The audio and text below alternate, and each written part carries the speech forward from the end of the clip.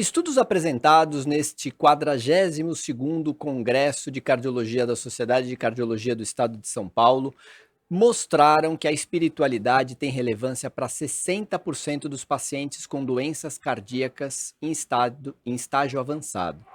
A nossa entrevistada é a doutora Carla Lantieri, que é integrante do Departamento de Estudos em Espiritualidade e Medicina Cardiovascular, abordou esse tema aqui no Congresso e é a nossa entrevistada da Rádio Sociais. Doutora Carla, muito bem-vinda, seja muito bem-vinda e muito obrigado por ter aceito o nosso convite. Obrigada, eu que agradeço o honroso convite.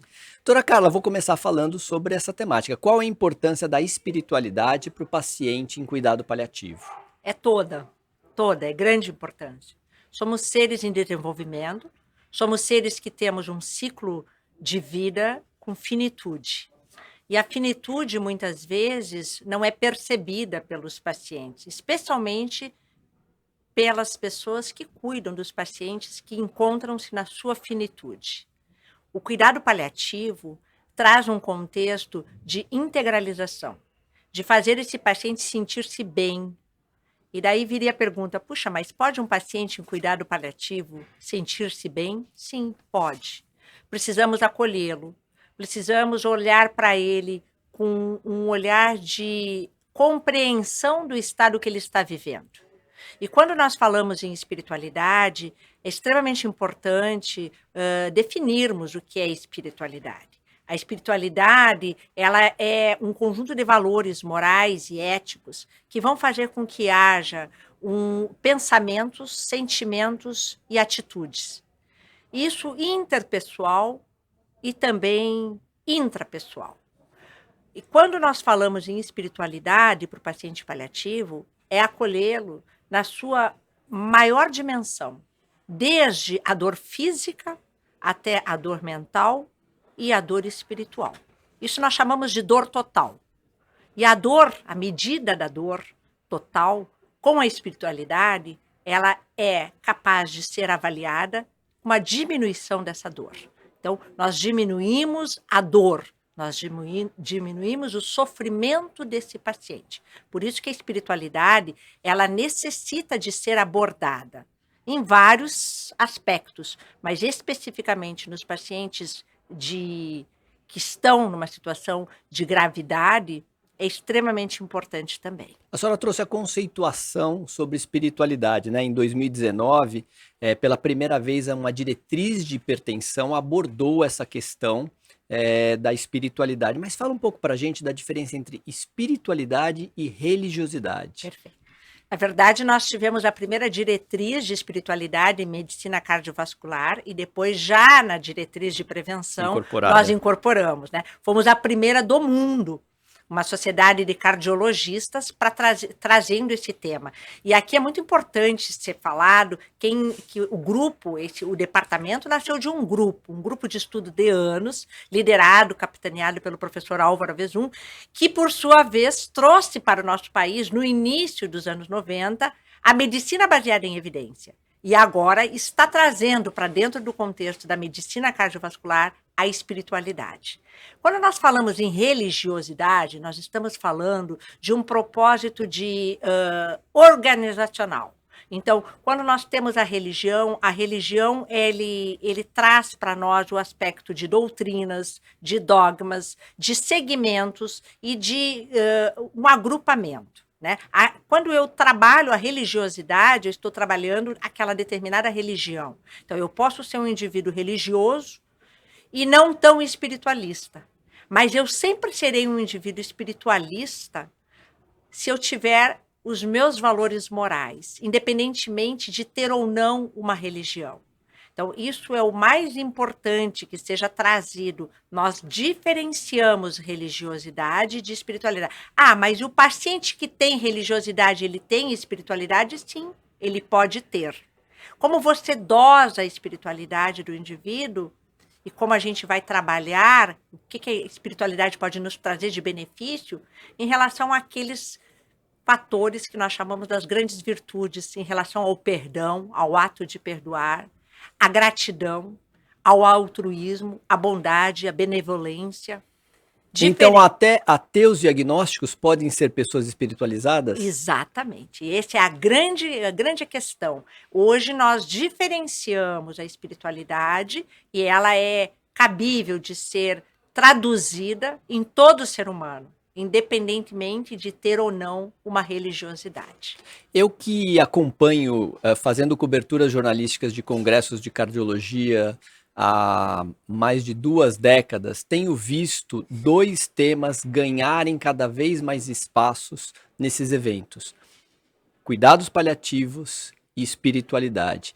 Por que que esses 2 temas estão ganhando tanta relevância nos últimos tempos? As salas, estão cada vez mais cheias sobre essas temáticas e cada vez mais salas abordando esses assuntos. Eu trago aqui um conceito milenar que diz que todo sábio é aquele que reconhece a sua ignorância. Nós ignorávamos esses aspectos e esses aspectos não podem ser ignorados. Quando nós falamos em cuidado paliativo, nós estamos falando de uma população que tem envelhecido, de doenças crônicas não transmissíveis, que o número está cada vez maior, e que é a realidade de uma sociedade moderna de trabalhar cada vez mais. Veja você que quando você traz da ciência médica a possibilidade desse indivíduo viver mais, esse indivíduo muito provavelmente vai viver mais também, com mais morbidade, com mais comorbidade, e ele tem as suas sequelas do envelhecimento, né? O indivíduo ele pode eventualmente traçar um ciclo de vida de longo prazo, mas não com uma saúde exemplar. E para isso nós precisamos de entender até onde a medicina tem nos levado, né? Então, o paciente que tem um prognóstico reservado, ele continua vivo. O paciente que tem uma doença não curável, ele continua vivo. E como nós vamos trabalhar a vida e a vivência desse indivíduo nesse ciclo da vida dele é fundamental. Então, entender que quando você está feliz, você pode chorar ou sorrir, significa que há algo mais a se perceber em relação àquilo que nós falamos de saúde. Já a Organização Mundial da Saúde já dizia que o fato de ter ausência de doença não é saúde. Além disso, a gente tem que ter um bem-estar físico, mental e social. E eu diria mais, e espiritual também. Ah, que bacana. Eu acho que a gente poderia falar sobre esse tema por horas, mas eu queria também explorar um outro assunto que você abordou nesse congresso, que foi o tabagismo, né? O tema da sua palestra foi como prevenir a pandemia do tabagismo. No momento que a gente ainda vive uma pandemia de Covid, o tabagismo também é uma pandemia? Sim, é uma pandemia, 22,3% da população global é tabagista. Nós temos, infelizmente, um dado alarmante em relação a isso, que é o fato de que, conforme você vai trabalhando o tabagismo, você vai entendendo que ele traz várias complicações. Inclusive, hoje, nós trouxemos na nossa mesa a importância do tabagismo na insuficiência cardíaca, então não é mais só na hipertensão arterial, no acidente vascular encefálico, mas na própria insuficiência cardíaca. A gente vê dados e tem dados mostrando que o paciente tabagista ele tem maior chance de fazer uma insuficiência cardíaca mais precoce e responde menos ao tratamento. Em relação ao tabagismo, é considerado uma doença dentro do Código Internacional das Doenças. O tabagismo é responsável por 8 milhões de mortes, ele mata mais do que as doenças infecciosas, como, por exemplo, AIDS, ele mata mais do que vários cânceres, né? Então, ele traz 15 tipos de cânceres. Então, é importante entender que o início dessa doença é na infância e na adolescência. Você falou uma coisa, não estava no meu script, mas eu vou fazer uma pergunta pinga-fogo. Vou colocar você numa sinuca de bico. Me diz uma coisa, um paciente com insuficiência cardíaca em estado terminal, que fuma, como o cardiologista age nessa situação? Convence esse paciente a parar de fumar ou não? Deixa ele fumar, já que ele está numa fase terminal, e aí quando o paciente está numa fase terminal pode tudo. Qual a orientação que o cardiologista tem numa situação complexa como essa? Sempre se convence parar de fumar. Por quê? Porque, de fato, o tabagismo ele tem o agravante crônico, mas ele tem lesão aguda. Cada vez que eu tenho o ato de fumar, de tragar, eu faço uma lesão endotelial aguda. Eu aumento todas as toxinas, eu prejudico ainda mais o meu endotélio, eu prejudico ainda mais as minhas artérias. Então, eu estou fazendo com que esse indivíduo se torne mais doente, mesmo ele sendo um doente grave, a gente não pode deixar que ele se torne ainda mais doente. Então, na terminalidade, ele vai ter uma melhor qualidade de vida se ele parar do que se ele não parar. Exatamente. Perfeito. Vamos mudar de assunto novamente, porque eu queria entrar num tema que eu sei que você é uma apaixonada, que é a educação de crianças e adolescentes, né? Tabagismo, você falou isso, né? Que o tabaco, ele pega ele acaba pegando crianças e adolescentes e trazendo para um vício que vai durar uma vida inteira. Você tem um projeto muito legal, que hoje é o SBC Vai à Escola, mas começou em São Caetano do Sul, com o Coração de Estudante. Conta um pouco como surgiu a ideia de educar crianças e adolescentes lá na sua cidade e ganhou o país inteiro. Em 2007, nós já fazia 2 anos, a primeira diretriz da Sociedade Brasileira de Cardiologia sobre prevenção das doenças cardiovasculares.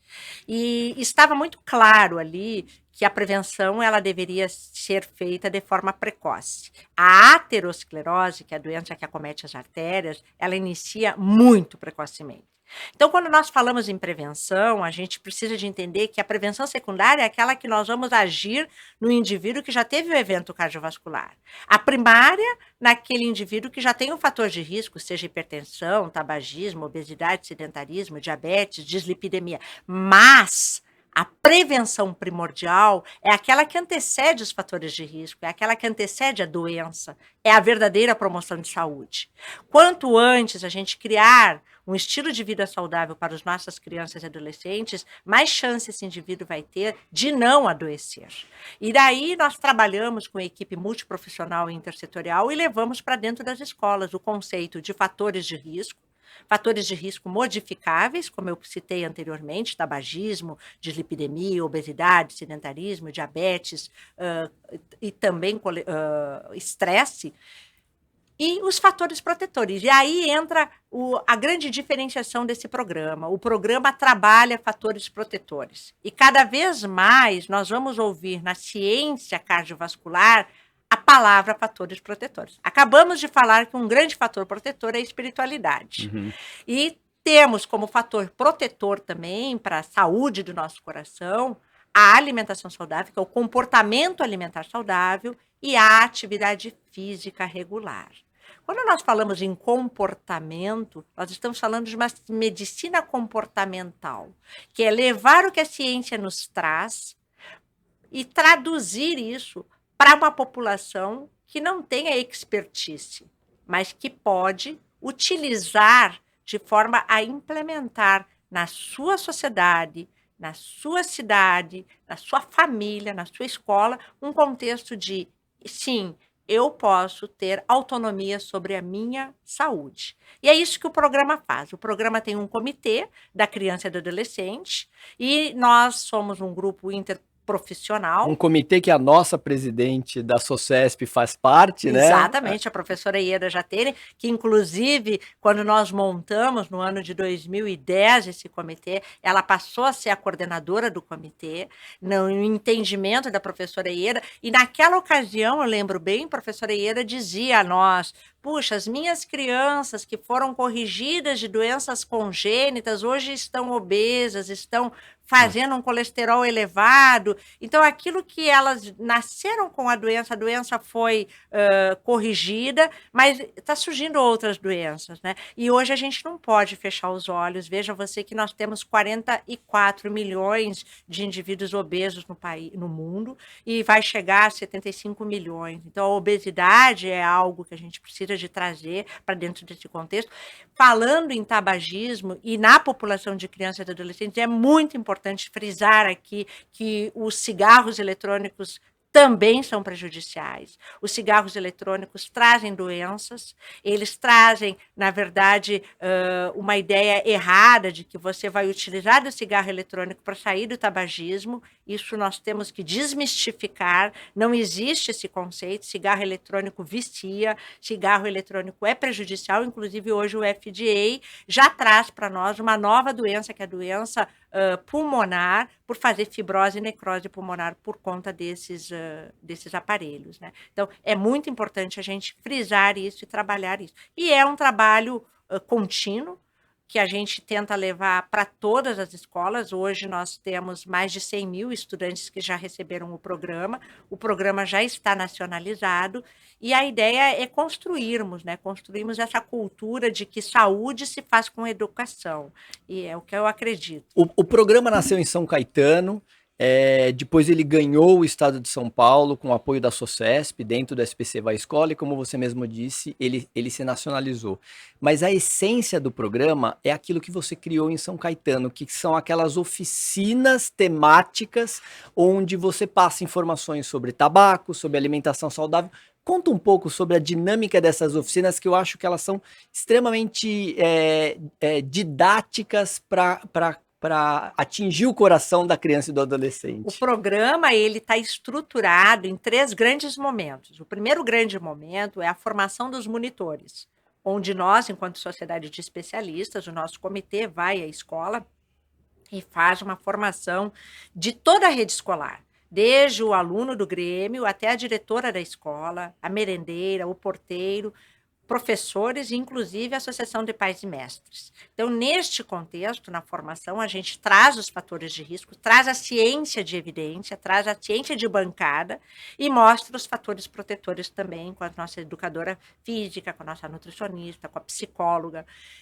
Aqui, 3 grandes nomes que eu tenho que citar: a professora Silvia Cury, que fala brilhantemente sobre tabagismo, a professora Kátia De Angelis, que fala sobre atividade física, e a professora Georgia Castilho, que fala sobre a nutrição. 3 feras. 3 grandes feras que trabalham. E depois deste dia da formação, estes monitores, eles criam, com a sua expertise de sala de aula, com aquela realidade que eles vivenciam todo o dia na escola, eles vão criar as 5 grandes oficinas, que é a oficina de nutrição, a oficina de atividade física, de relaxamento, e aí entra o estresse, aí entra o conceito de o que é o bem viver, entra também um pouco de espiritualidade, como que eu vou trabalhar o meu estresse, a minha angústia, como que eu vou trabalhar a minha saúde mental, a minha saúde espiritual. Falamos sobre a oficina de teatro e falamos sobre a oficina de multimídia e estudo. E nesse circuito dinâmico e pedagógico montado pelos monitores, estudantes passam por todos eles. Os estudantes fazem esse circuito, que é o Dia do Coração. Nós chamamos isso de Dia do Coração.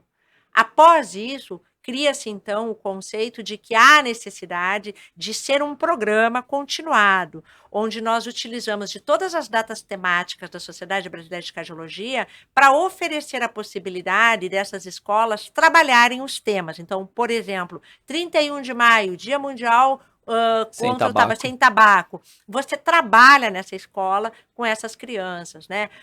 E da mesma forma, Dia do Coração. Então, a ideia é a gente construir uma cultura. E aí entra a importância da Secretaria da Educação, que ela sempre está presente, e entra o que nós acreditamos, que é a intersetorialidade, a sociedade de especialistas, é escola, é governo, para que a gente possa criar esse conceito de uma rede de entender que saúde e educação não podem estar separadas, elas têm que estar linkadas. E, paralelo a isso, nós vamos trazendo para dentro desse programa tudo aquilo que a gente acha importante que seja incorporado. Então, hoje, por exemplo, nós não falamos mais na roda de alimentos, que falávamos em 2007. Hoje a gente fala no Guia Alimentar para a População Brasileira, que desde 2014 é uma grande ferramenta que trabalha o in natura, né, alimento in natura, o evitar o ultraprocessado. Trabalhamos todos os conceitos da Organização Mundial da Saúde sobre atividade física na criança e no adolescente, que é necessário que seja feito pelo menos 300 minutos de atividade física por semana, diferente do adulto, que é 150 minutos, e trabalhamos o bem-estar, que é a psicologia positiva, o indivíduo se conhecer, né? E trabalhar aquilo que ele tem de melhor. E o que ele pode ir aprimorando e trabalhando para esse estilo de vida saudável. Então, não é viver um mundo de ilusão, mas é estar adaptado ao mundo que está inserido e como eu vou viver da melhor forma possível, né? Então, é um ensinar a viver que a gente tem essa proposta dentro do. Eu acompanhei o fator transformador desse projeto e eu vi que vocês formam especialistas mirins em temáticas do coração. Conta pra gente a importância dessas crianças e adolescentes como agentes multiplicadores dentro das suas próprias casas. Quando nós falamos em ciclo de saúde, educação, e agora, bem recentemente, saiu uma publicação do professor Valentin Fuster, que ele também tem um trabalho brilhante, ele fala que nós não podemos falar de ciência sem educação e sem saúde, né? Então, é saúde, ciência e educação. E para isso, nós temos que ter os multiplicadores, porque veja você, quando nós falamos em levar o conceito de saúde, a gente tem que levar para aqueles que estão vivenciando esse conceito. E você fazendo o entendimento desta criança, por exemplo, do hábito de utilizar o mínimo possível do alimento ultraprocessado, ele vai levar para dentro de casa. E ele vai questionar quando estiver ali um alimento ultraprocessado. Ele vai perguntar. Então, esse efeito que a gente chama, essa via ao contrário de que a educação vem dos pais para os filhos, passa a acontecer a educação dos filhos para os pais. E isso é muito bom. Por isso que hoje, dentro da nossa Faculdade de Medicina do ABC, na disciplina de cardiologia, a gente trabalha com o meu titular da cadeira, o professor Antônio Carlos Chagas, junto com a ebiatria, que é a professora Lígia Reato. A gente faz uma cardioebiatria, traz esse adolescente para esse contexto de saúde do coração. E não mais aquele cardiologista que espera acontecer o incêndio e vai apagar o incêndio. Eu sempre digo assim, a gente tem que deixar de ser tão... Nós somos bombeiros, quando o paciente chega com um infarto agudo do miocárdio, com AVC, ele é um paciente que está inflamado, está incendiado de doença cardiovascular. Isso foi o professor Ballantyne que usou esse termo, mas o cardiologista ele precisa de deixar de ser só um bombeiro, um apagador de incêndio e passar a ser um promotor de saúde. Doutora Carla, você fala com muita paixão sobre esse projeto, ele é realmente apaixonante, ele contagia as pessoas. Para quem está nos assistindo, para quem está nos ouvindo, de que forma pode participar e pode contribuir com o SBC Vai Escola? Todos são convidados. Na verdade, o programa ele não existe um só dono. Eu criei, eu idealizei, mas hoje o nosso grupo é um grupo enorme. A gente já levou, como você mesmo disse, para várias cidades do estado de São Paulo. E quem quiser participar é só entrar em contato conosco, né? Pela Sociedade Brasileira de Cardiologia, nós temos lá a nossa secretária que trabalha em projetos sociais e ações. É um programa que iniciou como uma ação, um projeto social, e hoje ele é um programa também científico, a gente tem dados, e estão todos convidados, porque a ideia é a gente, de fato, criar uma grande rede, uma grande corrente, para que a gente possa mostrar que o nosso país, veja que o nosso país são vários países dentro de um só, né? Então, nós trabalhamos também nessa cultura, né? De adaptar a cultura de cada estado, de cada região, de cada realidade. É um programa muito democrático, todos são convidados, ele é de todos. Doutora Carla Lantieri, muito obrigado por ter aceito o nosso convite, de ter vindo aqui na Rádio Socesp para falar um pouco sobre todos esses temas que são muito interessantes. Muito obrigada. Você que está na Rádio Socesp, continue acompanhando a gente que ainda tem mais entrevista por aí.